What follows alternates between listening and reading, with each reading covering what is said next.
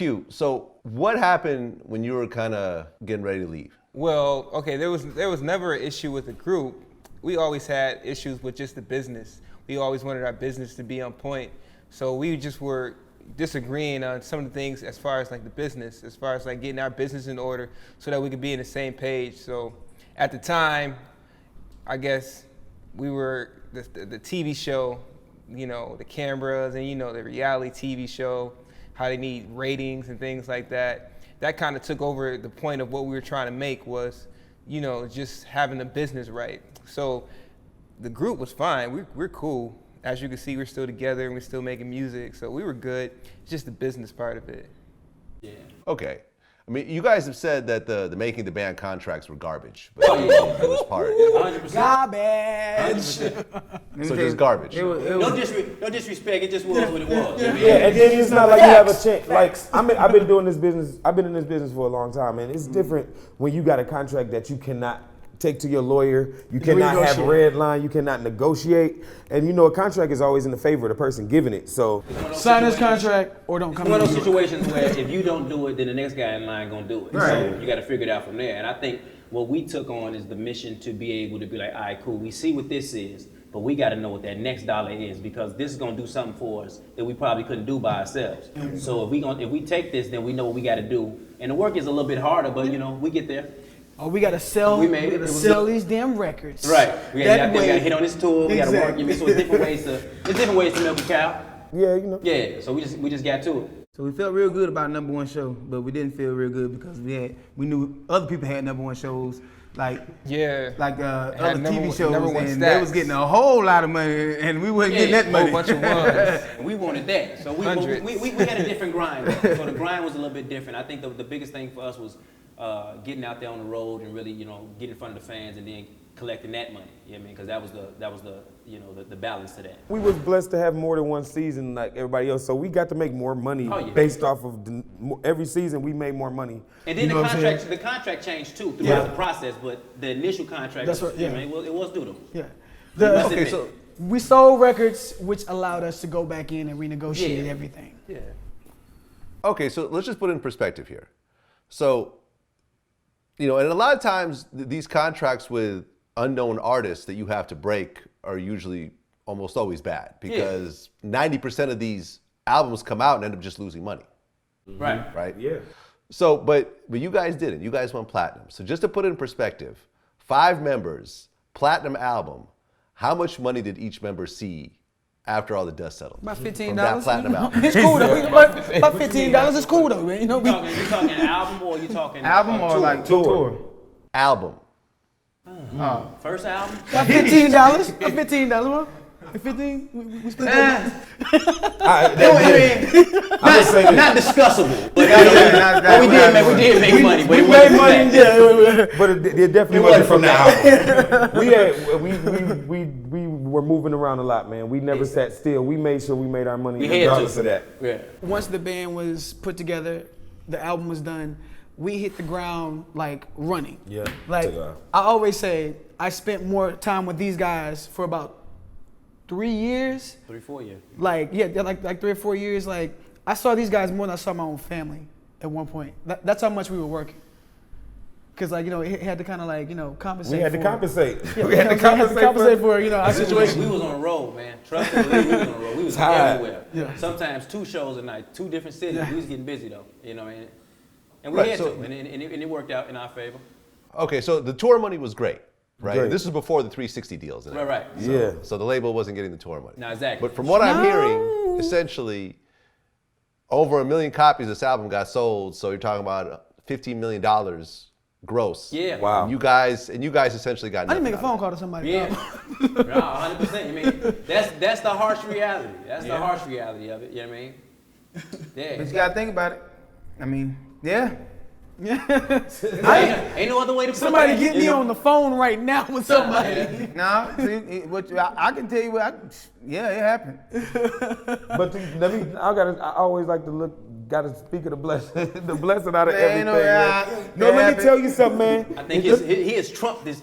Go ahead. No, I'm just saying that regardless, man, we're in a position now where it's 10 years later, and we not all on TV and got songs on the radio right now, and people still know who we are if we leave this country. So for me, we didn't get everything from that, but it put us in a position to be able. I still want a piece of that 15. Cool. I like that 15. Exactly. He didn't say 15 million. What he say? Yeah, 15 mil. Well, you know what? Take extra everything I just said. I understand what you're saying, brother, but there's a bigger cut that we need to talk about. Nah, go ahead. So after Q left, the rest of the group kind of started to disband as well. Is that accurate? Well, we were on Atlantic and we were working on the third album, and that's when Made Love Lately came out, which was the last single we did under Atlantic, and we were getting ready to go on a tour and everything, and I think that's when everything just really hit the fan, and I think we got really harsh 2 days before the tour.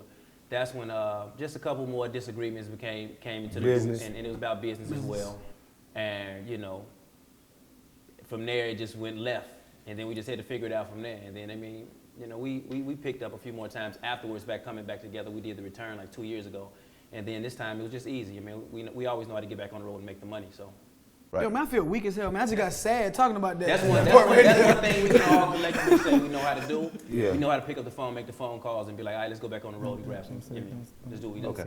I mean, in hip hop, you have a term that's always kind of floated around, and that term is the bad boy curse. Right. There's no such thing. Yeah, I don't understand it. You don't understand not when it I comes don't to us. understand it. It doesn't apply. We in the same thing, but we not. No, I understand that. I mean, I don't think well, I can speak for myself, can't speak for everybody else. Ain't no part of my life cursed about nothing about Bad Boy. I've been highly blessed and favored to get to the point in my life that I am right now. And I'm thankful every day for everything that I have accomplished, and I continue to keep doing so. And with this group also, so I think that for the most part, the fact that we can get together and still get out here and do this, I don't think it's a curse at all, because we can still pull it together and still get out here and do anything that we see fit. And also, we could have did the Bad Boy tour because he wanted us to do the Bad Boy tour. Mm-hmm. So the reunion tour. So that's not really a curse if that's something that we also could have been a part of.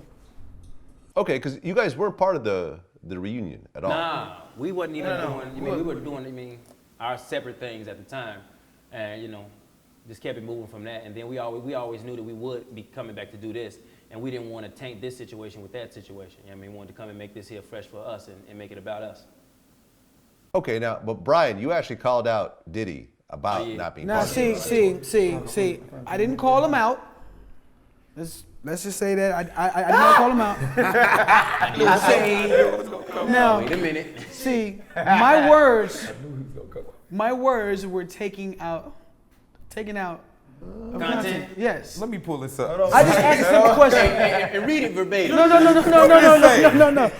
No. My words were taken out of content. I didn't have his new number, and I don't know. I think I might have unfollowed him on Twitter because I was mad at one point. But I'm not mad no more. I'm not mad no more. No, I'm just playing. I know. Unfollow. I'm unfollowing you. So basically, I wasn't able to DM him. So I was like, you know what? Because I didn't mean any harm in it, but I asked, with all due respect, how can you have a bad boy reunion without me and my brothers being a part of it? Yes, we were. And at the time, I wasn't thinking. Maybe I should have thought this out a little bit better. I should have been. Hey, this is what I call these tap shoes he got on right now. This tap shoes he got on. He dancing Okay. Man, he got his moonwalkers on. You know what? Honestly, I should have. Hey man, tell him, man. I feel some type of way about this shit. Yeah, I mean, I was mad. I was mad at the time, and I should have done it. Tell us what you said. I said, with all due respect, how can you have a Bad Boy tour without me and my brothers? Oh, okay. You know what I'm saying? I didn't mean any harm in that. You know what I'm saying? And for everybody out there that thinks that. And at the time, Brian was jumping the gun because they were trying trying to to they was trying to I get didn't know because nobody was talking to me. He just at the didn't time. know. Yeah.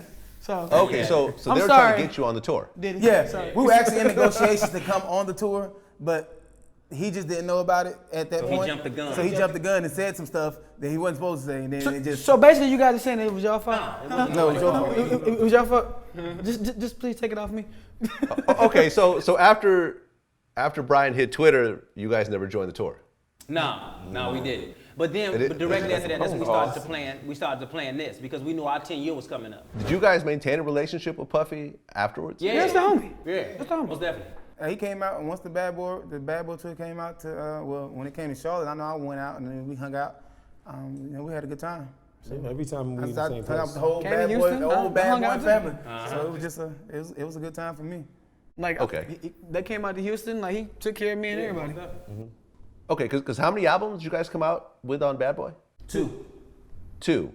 How many? Well, what kind of contract did you initially sign? Because usually it's not a 2-album deal. Usually it's bigger than No, that. it was right? a bigger one, but for him, it was a lot of legal work that went into something like he had left. And Because then we were tied to.